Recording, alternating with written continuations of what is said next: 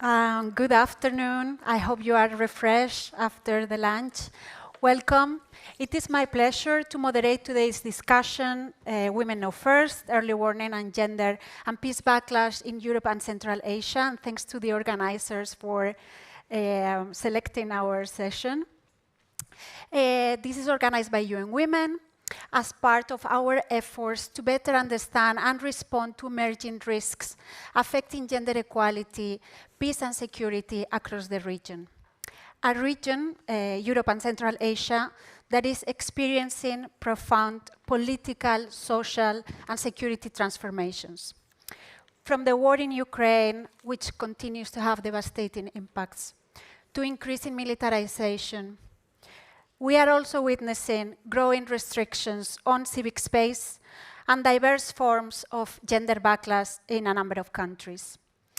It is also important to acknowledge that resistance to gender equality is not new. But what appears to be changing is the scale and the level of organization that we see nowadays. Anti-gender and anti-rights actors and narratives are increasingly well-funded, politically supported and coordinated across countries. And understanding these dynamics and identifying early signs of their impact in women's rights, democratic governance, and peace and security is therefore becoming an increasingly important prevention challenge. Today we will hear from our panelists promising examples of how gender insights can be captured and used. However, we are not presenting a single solution or model. Rather, we are exploring different approaches that can be combined to better understand gender and peace backlash, ensure women's voices are heard, and ultimately support action before backsliding accelerates. So I am delighted to be joined by an outstanding group of panelists and speakers.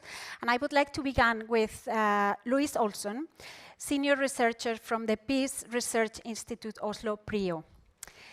Welcome, Louise. Thank you. I have two questions for you to kickstart the discussion. Looking across countries and peace processes, how do we understand the role of gender and women's rights in relation to war risk and the chances for successful peace building? And are there indicators that we should be paying more attention to if the goal is prevention rather than documentation? Over to you. Thank you.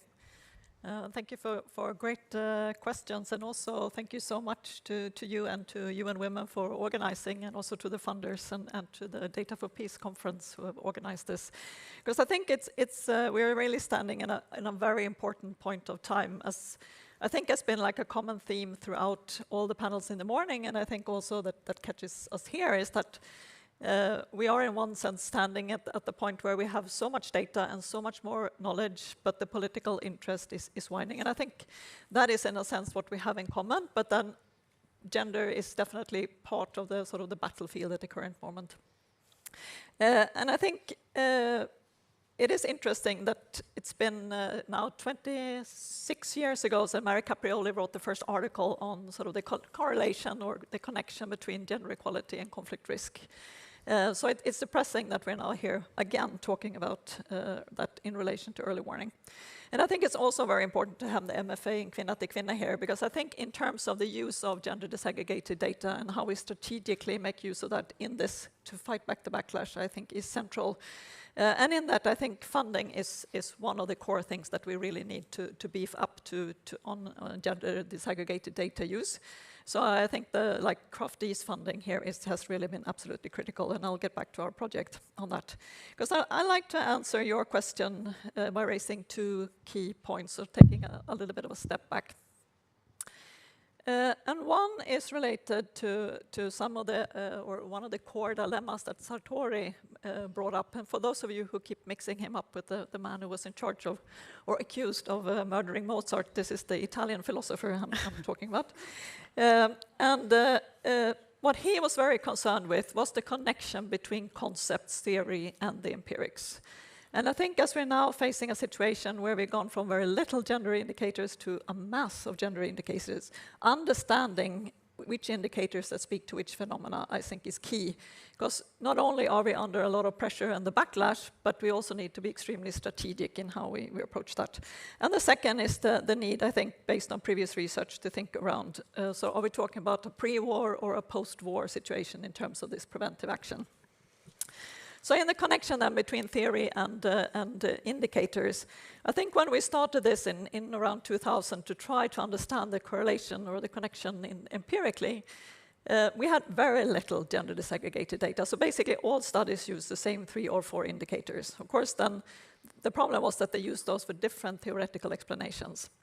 Today we have the opposite problem. We have a lot of gender disaggregated statistics, but there's very little covariation between them, so they don't speak to the same phenomena, or at least the composition of them is really difficult to tease out.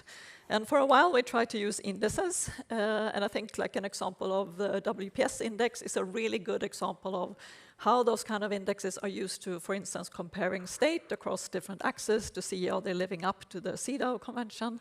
But they are not very useful, it seems, to understand the connection between risks of war or how we sort of best rebuild after war. And I think your question on what kind of indicators do we then need to look for if we look at the pre-war phase and try to think in terms of prevention. Goldstein once observed that gender and war is about both women and men as sort of social categories, but ultimately it revolves more around men than women. And that could probably be because one of the core resources for going to war is, of course, that you need to mobilize young men. Which means that you need to play on certain masculinity terms or ideas and norms in these sort of recruitment campaigns, and that can be why we see some correlation here between that. And I really look forward to, in the continued discussion here, thinking around what kinds of masculinity norms are we talking about? Because it seems that there's no easy, this isn't one phenomena. So Bjarnegård, Broneus, and Melander, for instance, find that certain ideas, sort of the combination of certain ideas around masculinity is what can be sort of traced to violence. But for instance, patriarchal norms aren't necessarily connected. They can be a problem in terms of the backlash or for women's rights, but they're not necessarily connected to war and violence. So finding the models where certain organizing actors through their strategies combine different norms and ideas in their mobilization could be key to try to understand this prevention. If you look at the opposite side, in terms of more positive thinking around gender equality, because gender equality is a norm, but it can also be understood as a very good way to understand societal capacity. Because we are talking about a category of 50% of the population, so the more you invest there's a likelihood that you have also then invested across the board. So it's a very good way of thinking around capacity. So what we try to do is, of course, relate that then to women's agency, which is one of the core aspects. And we try to do that in looking at the post-war phase and a particular kind of post-war phase in the Empower project, which is those following a peace agreement. Because there we can also try to tease out what does backlash consist of. So Empower project consists of 2 components. So we code all gender provisions in 15 different categories, and then we try to code implementation and impact. And then we combine that with a new data set on agency, where we, through machine learning, try to identify agency event through Factiva. And then we try to see sort of are the themes and the way that the women's organizations on the ground have mobilized, are the themes correlating with, for instance, the themes of the gender provisions. Because one could imagine a scenario where we could explore that some of these gender provisions, as we know, are not implemented. But if those gender provisions are not correlated in any way with the interest that women actually are mobilized around the ground, is that considered backlash, or is it maybe more a question of how we prioritize? But if there is a correlation or a coincidence between the gender provisions in the peace agreement and the themes that women have mobilized and fought for, if you see a pushback in those areas, you're probably then talking about more of a politicized project. So then we can try to design strategies to deal with that.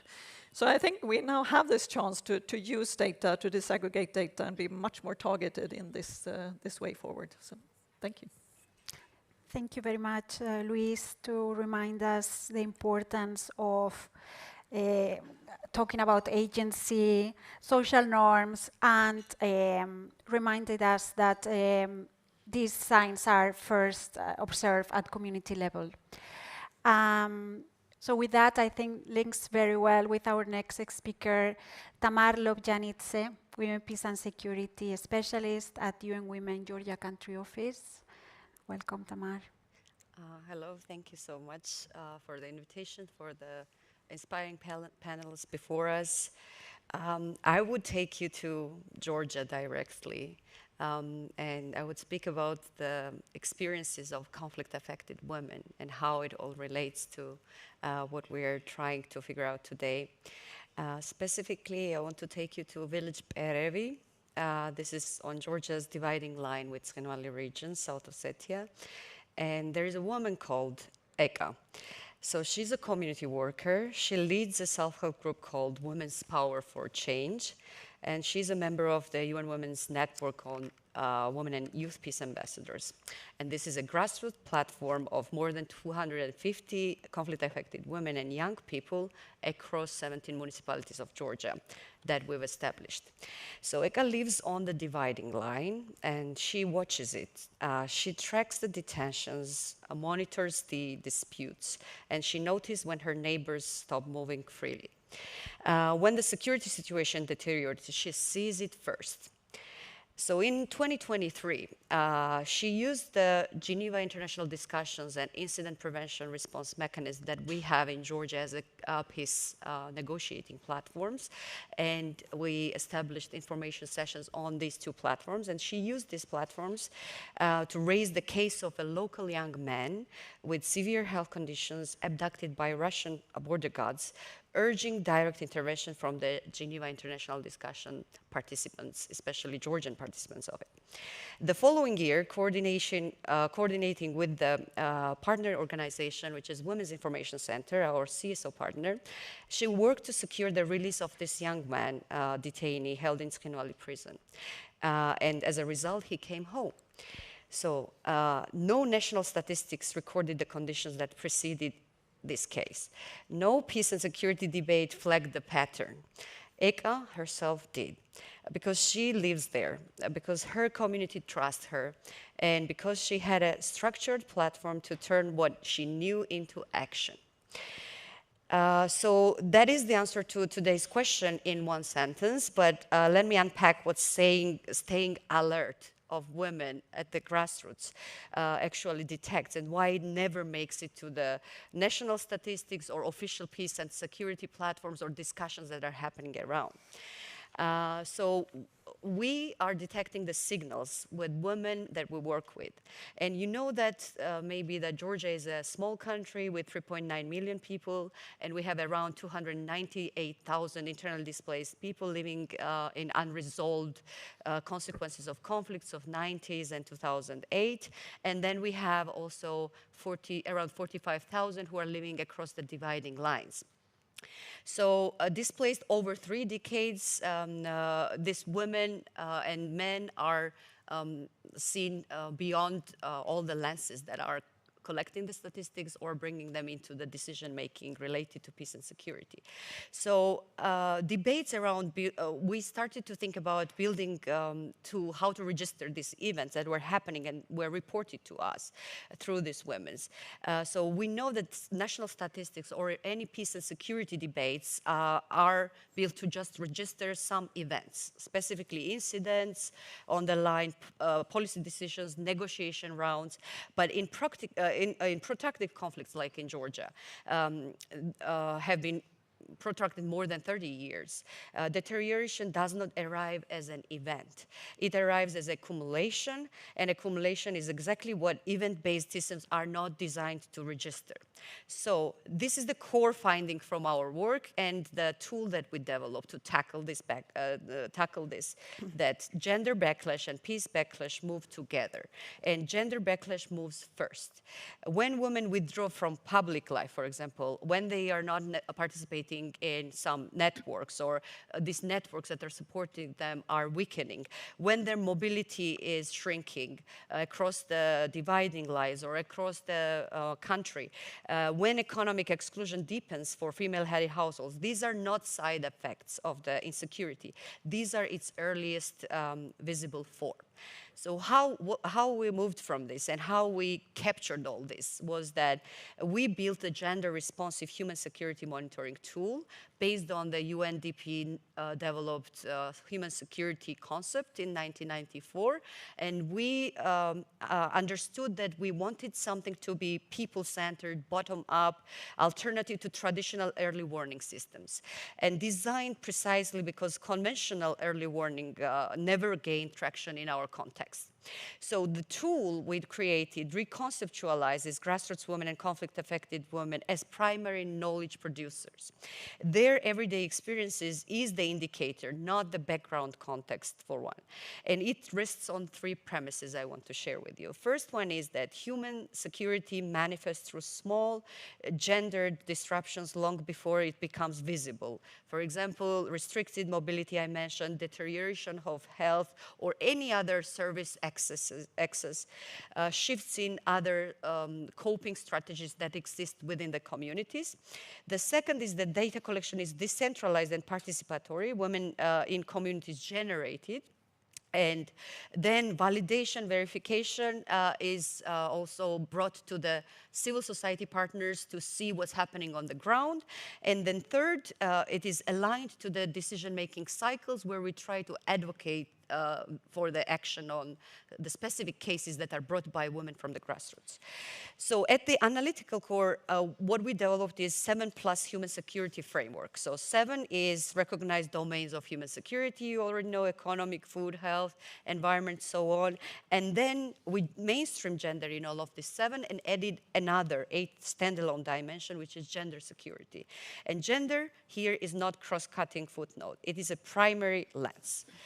So what we detected when we piloted this model was that we asked the direct question, what do communities and women tell us? And long before it shows up to any other systems. And then I want to share one signal that we received through our piloting of the methodology. We noticed that women quietly were withdrawing from the public and communal spaces. And especially in the IDP settlements of Kutaisi and Skaltubo, we saw that women raised the absence of safe communal spaces, and that was their security concern. The second signal we detected was infrastructure failure, and it was registered abandonment of the state and a policy gap. And when there are no institutions, obviously it affects them, affects women in different ways. And beliefs shift long before any institution registers what's happening on the ground. Third signal we detected was gender-based violence that is frequent but unreported. In Gori municipality, for example, a conflict-affected area near the dividing line, our partner CSOs reported that GBV cases were common but rarely surfaced at the formal channels. This is one of the most dangerous blind spots we have. An absence of reported cases is read by national systems as an absence of the problem. Our monitoring tool, however, read it that it's opposite, a signal of how far trust in formal mechanisms has eroded. And the last example of the signal I want to draw to your attention was that gender protection risks at the points of contact across the dividing line. So our monitoring near the crossing points, which is connecting conflict-affected areas to Georgian government-controlled territory. The main passage of the dividing line captured young women and girls reporting discomfort during the screening by male-only security personnel and concerns about how their personal data was being handled. None of this was in any official data set. And our CSO partner, the Women Fund for Sukhumi, then 16th Element Youth Organization we work with, brought it to the discussions concerning the peace and security official negotiations, GID, co-chairs GID, Geneva International Discussions, meaning, and other platforms. And it resulted in a concrete push for female officers at the checkpoint. However, that problem was solved back then, but now we are seeing that there is more need to have it in all crossing points, which is not available there to support the women's security and support when it comes to the ease of movement of people and freedom of movement. And then what these signals tell us, each of these signals are spatial withdrawal, infrastructure as abandonment, unreported GBV cases, and also economic collapse among displaced women, and shrinking political voice and participation of women in local decision making, actually increases risks at the dividing line, and would individually be filed as a development issue, maybe from the development partners, governments, etc. But it's also a service gap, and also can create local grievances. So what our tool is trying to do is to read them together across the 7+1 domains, and by municipality, by longitudinally. And when several of these indicators move in the same direction, in same place, at the same time, this is not a separate problems. That is a community signal that is underlying sense of security and trust in the systems that has to protect them is eroding. And that erosion consistently precedes the events that eventually do make it into national statistics or security debates. So honest caveat, since we piloted this methodology, is that we are currently in a stalled situation. And in Georgia's current political landscape, engaging the institutional stakeholders who can uptake this methodology and stakeholders who should be receiving these signals and acting upon them, the duty bearers, mediators, has become significantly harder. The data is being generated, the pipeline to act on it is not yet built. And that's why I want to close by this, that's why we are here at this conference, and that's why it matters for us, that we need to learn how citizen and women-generated data can be combined with this macro level data set and AI-supported analytics, and without losing the contextual nuance that makes it so meaningful, right? To listen to the grassroots women and their everyday peace and security experiences, and without the communities losing ownership of their own information, because sometimes we lose it in the cycle of the data that is produced or used. So we need also examples, and I hereby ask you to share with us or to work with us. I invite you. We need examples of what has actually made early warning signals usable by duty bearers and mediators or any other practices, right? And we need to hear more maybe cases, and that's why I would welcome any examples that you could share, so that we can use it in practical circumstances. Because I want to close that Eka, who lives in Beira, is still watching the dividing line. In 17 municipalities of women are still generating these signals every day that they share with us, whether or not anyone is receiving them yet. So the earliest warning of backlash in Georgia is not just the statistics to our view. It is a woman noticing that their neighbor stopped coming to the meetings, or they stopped engaging in the community work. And the key issue is that we have to ask why. Where are they? Where they disappeared from this discussion? So the question is then whether our systems are built to listen, but more importantly, early enough to act.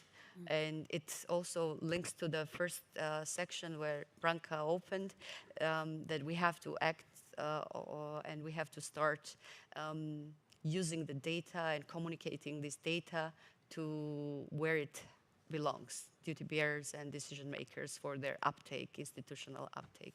Thank you. Thank you so much, Tamar. Very interesting point. What you said on GBV, on gender-based violence, and the absence of reporting is the actual signal, no? And I think also, I mean, your point on these signals, what we hear from women on the front line, this is not what we see in the national statistics. So we cannot rely fully on this data to fully and accurately identify the signals for early warning systems. So looking forward to hear more about this human monitoring tool.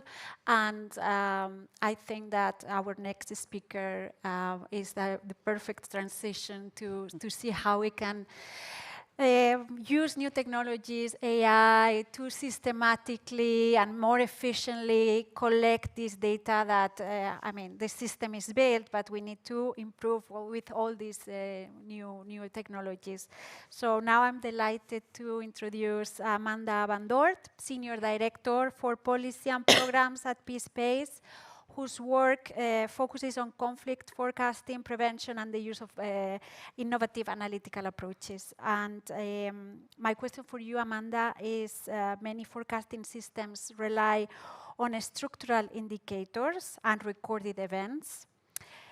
How could AI help integrate dynamic gender signals and women's perspectives, and what risks are we need to be aware of?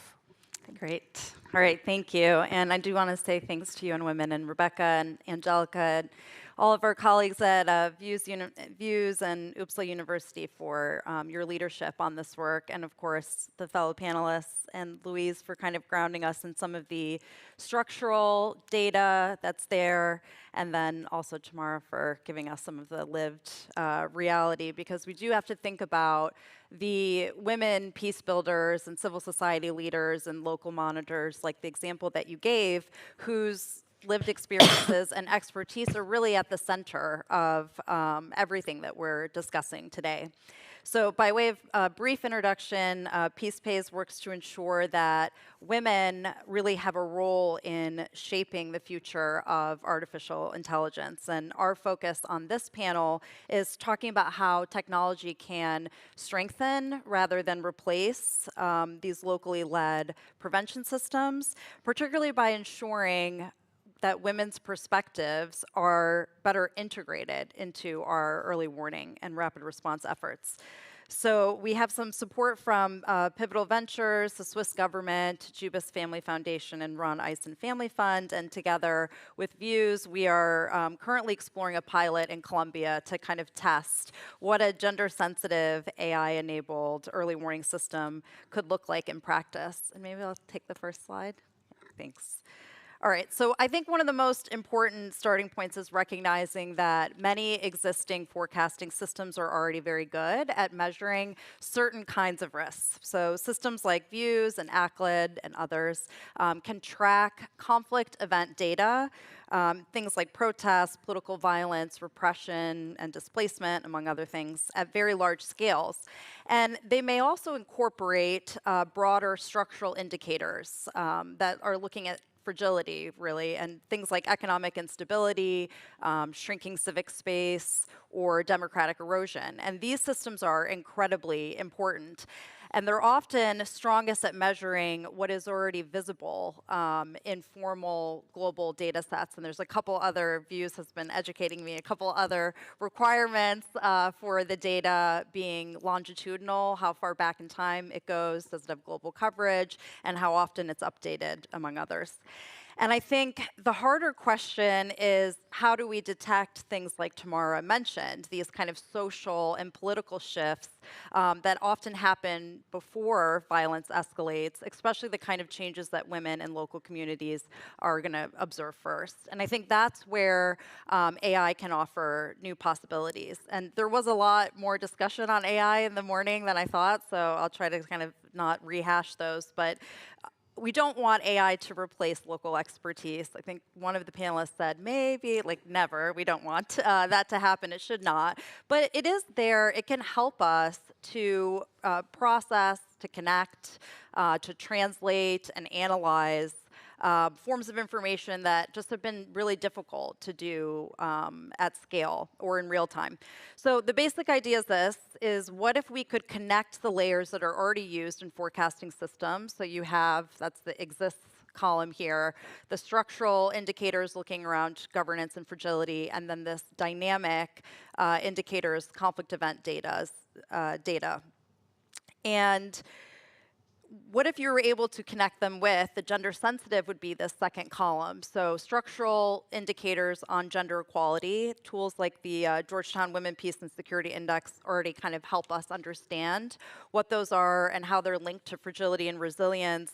The empirical evidence base is there, it's long-standing, and we have those links already. And those are things like women's inclusion, safety, economic participation, and access to justice.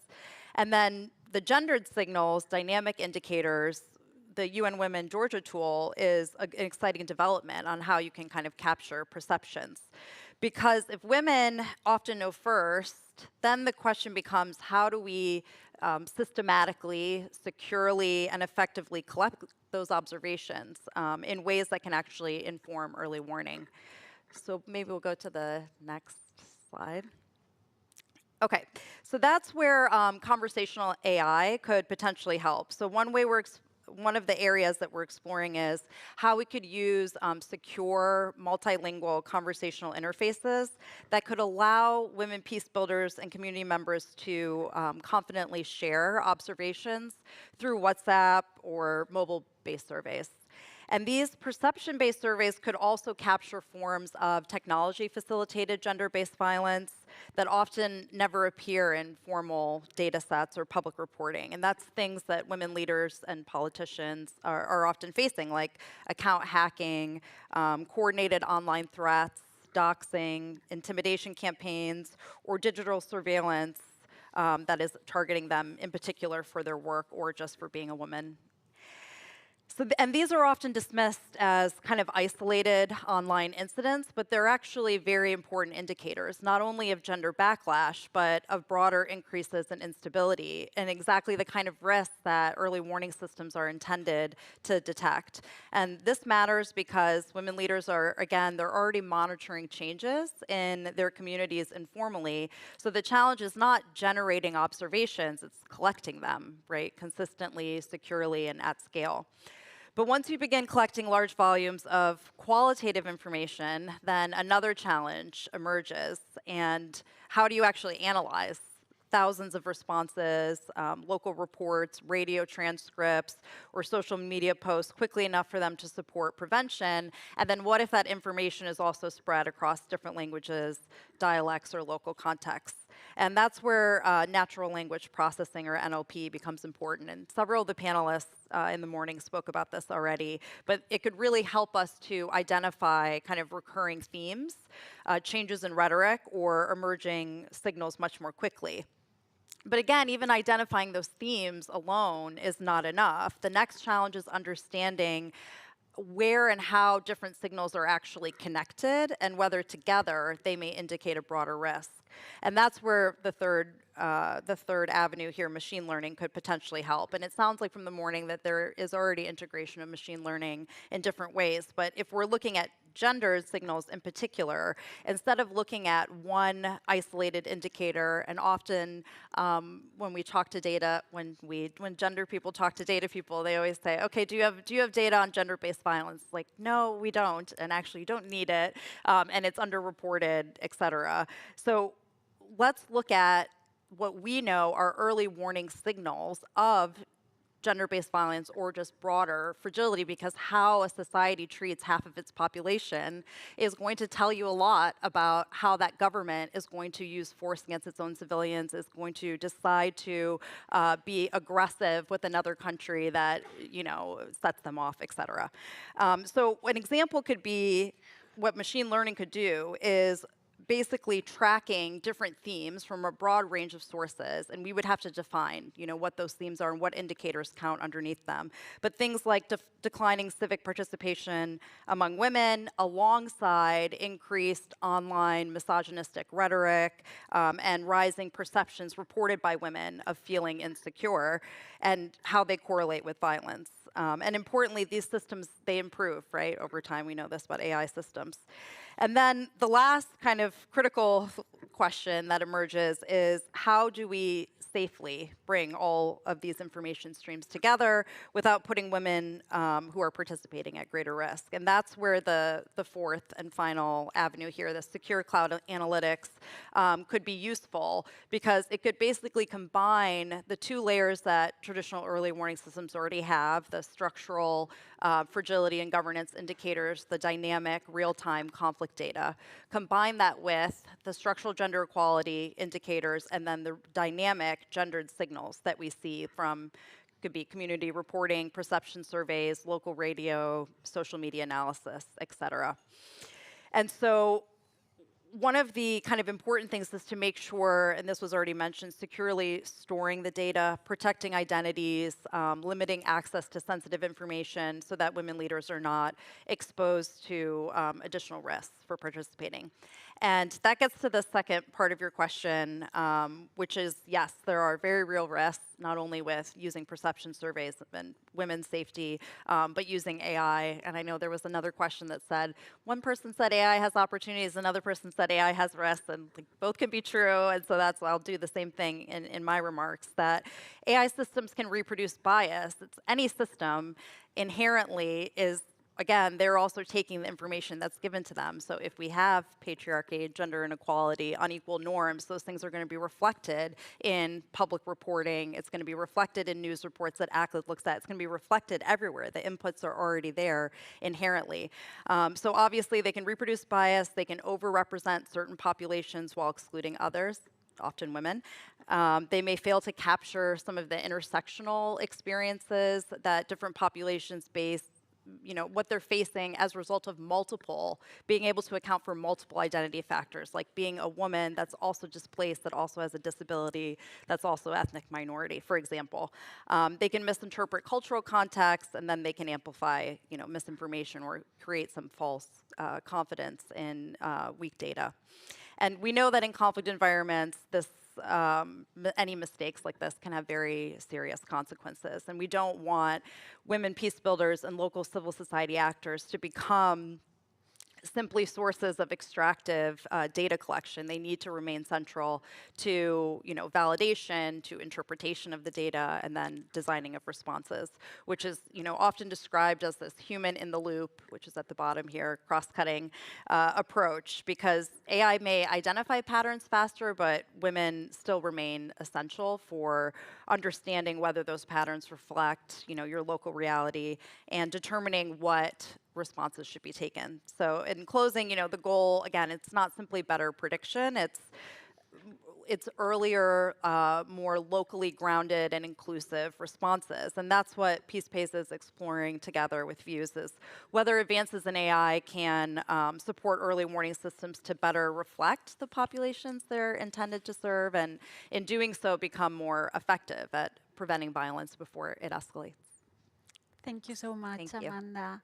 And thank you to PeacePace also for being an ally, because we have heard a lot about AI, but thank you for reminding us that AI is biased, has gender bias, and reproduces gender bias. So for all of you working on AI, please work with gender experts to mitigate these issues.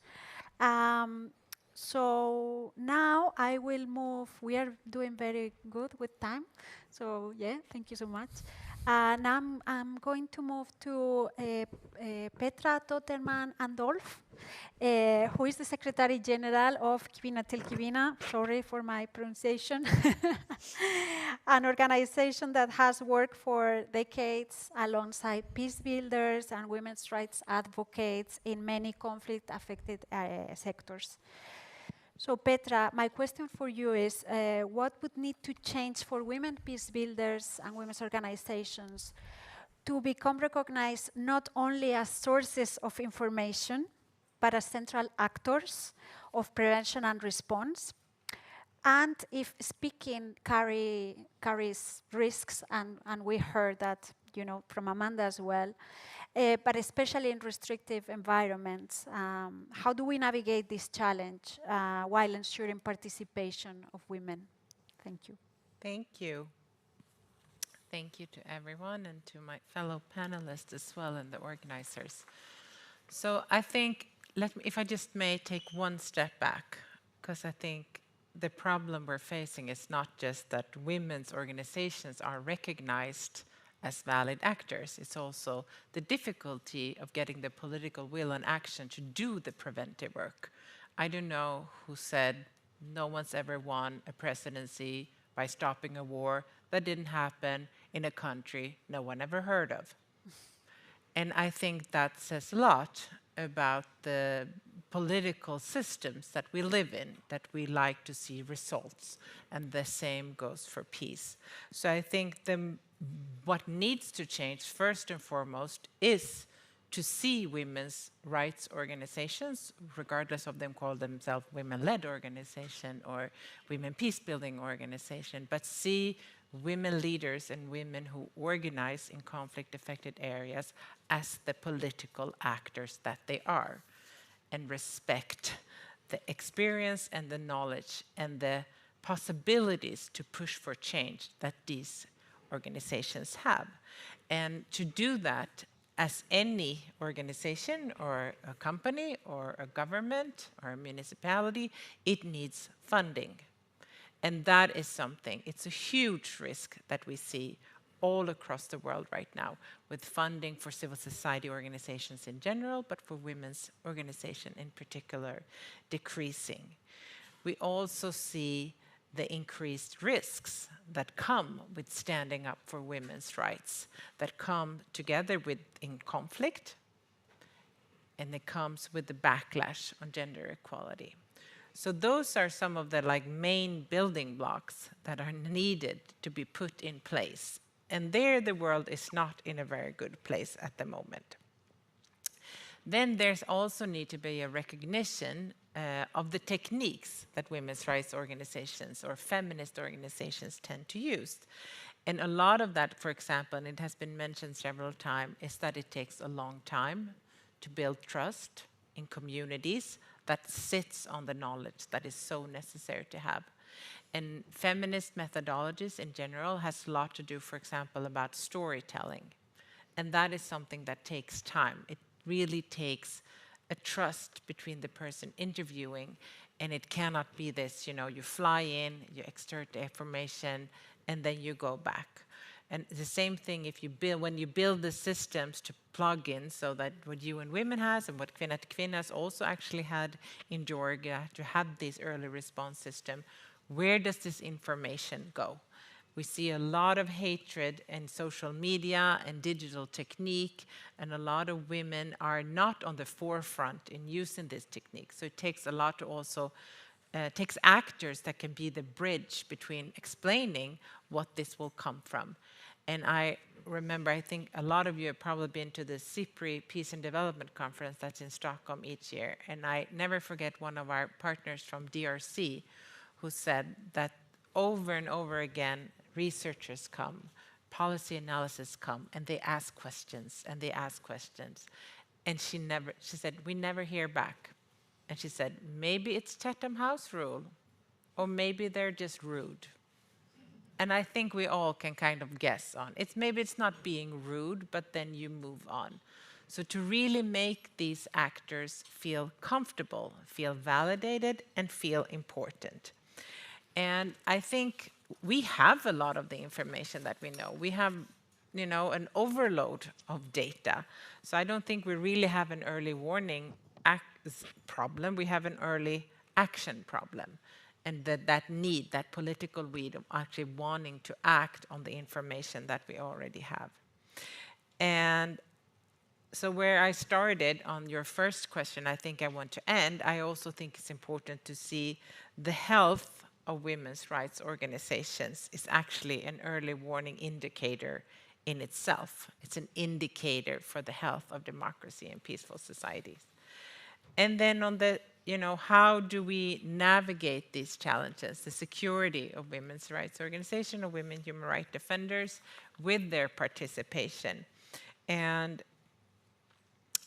I think it's like in any other, it's complex, it's going to take time, it is not a quick fix. We have learned that for some, visibility is a sort of security. For others, it's not. It's a security risk. So there's no one-size-fits-all.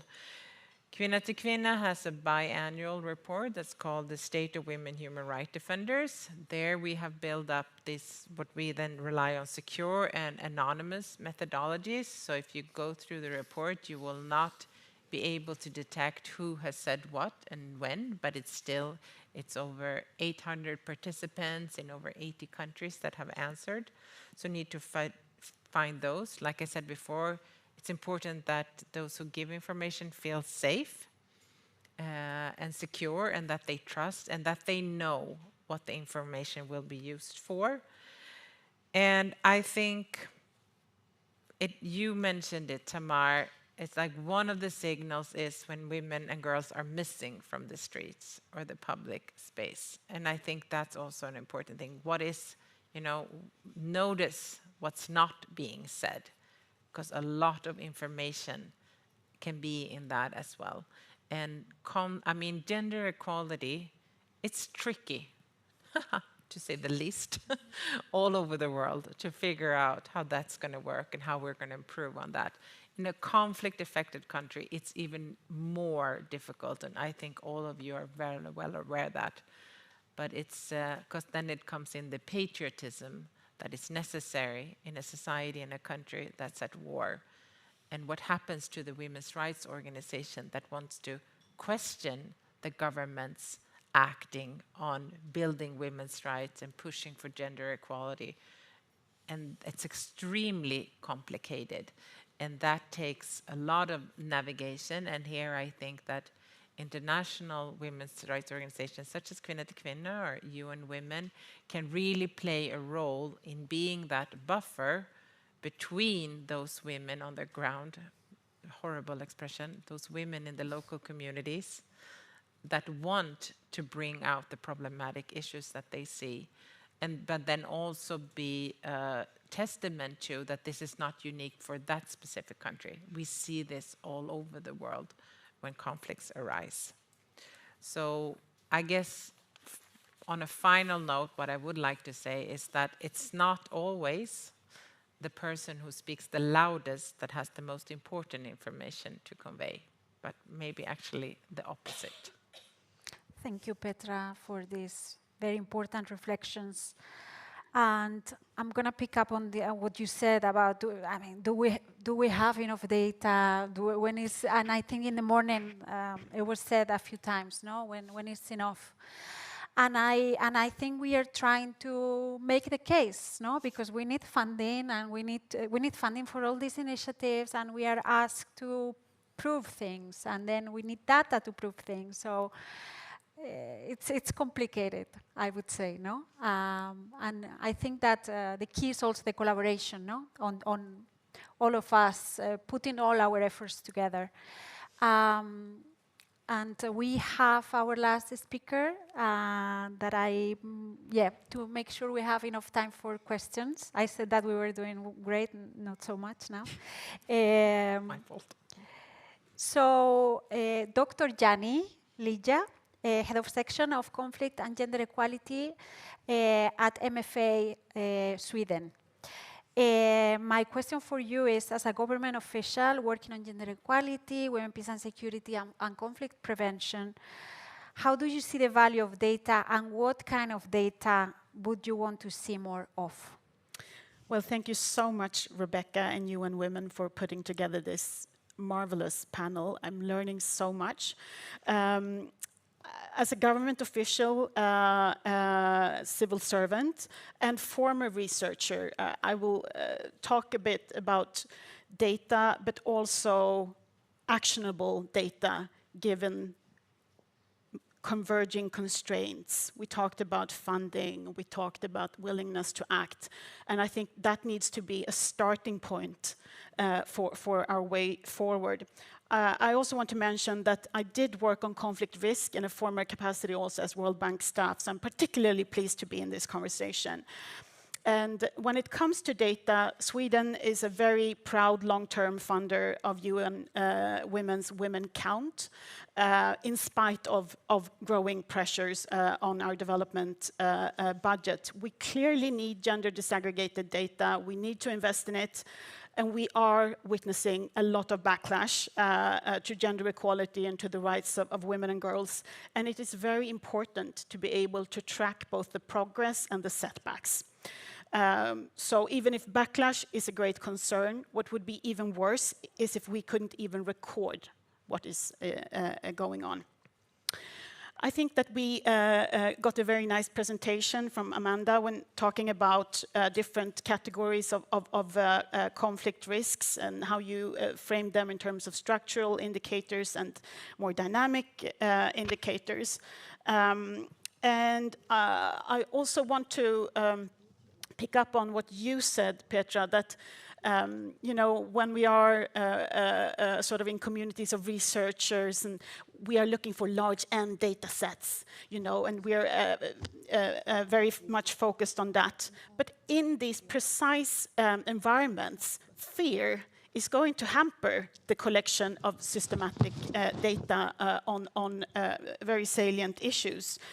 Because of, you know, lack of security and respondents don't want to self-report their perceptions, their exposure to violence, and so forth. So it's the missing data is a critical component, as you said, and the absences of responses and the types of responses need to be sort of well interpreted.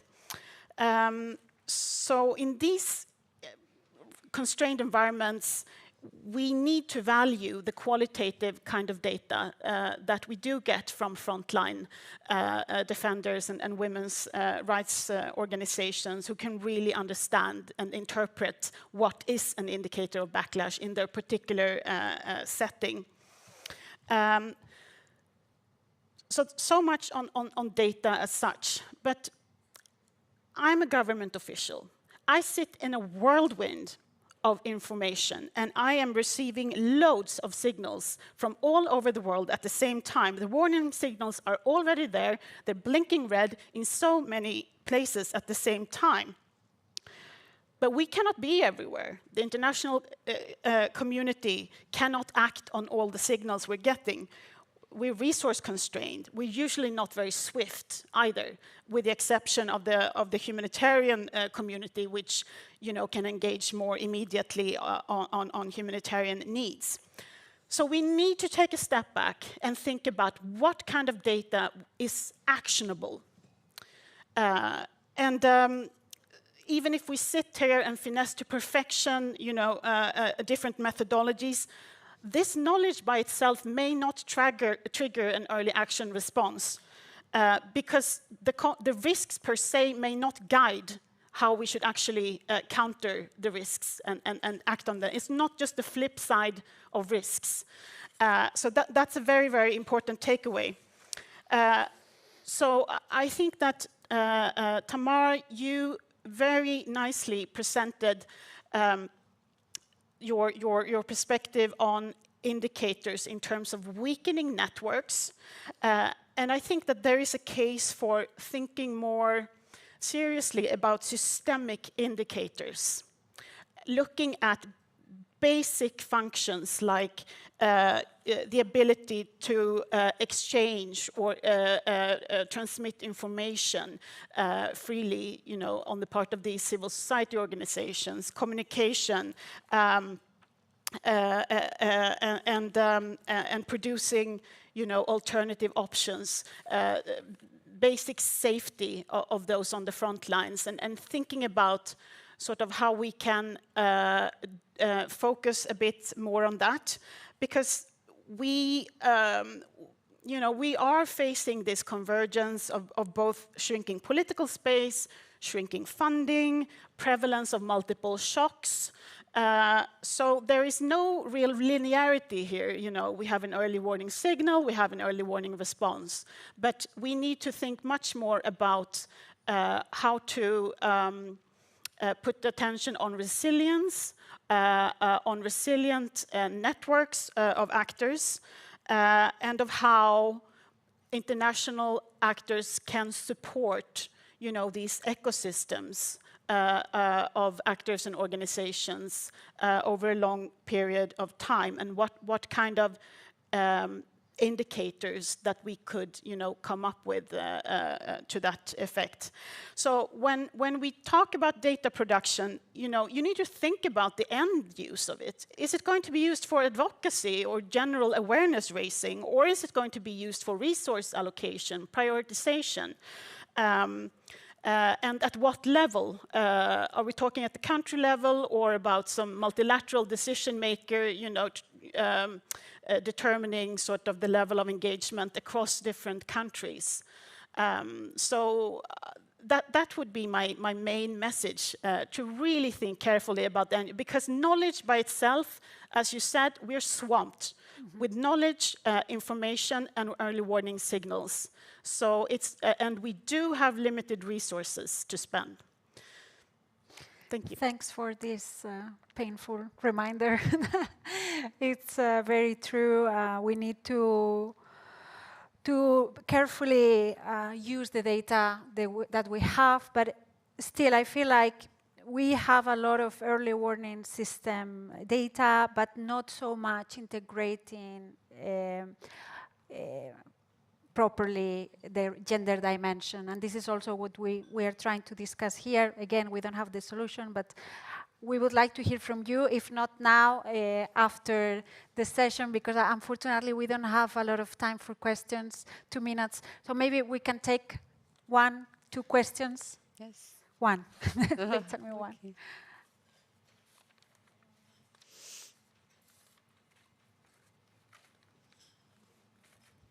Yes, okay. Yeah, because I want to make sure also we have proper time. So we will leave that for the coffee break, and thank you so much for your attention, and to all the speakers for these meaningful contributions and reflections. It's been a privilege to be here with you today.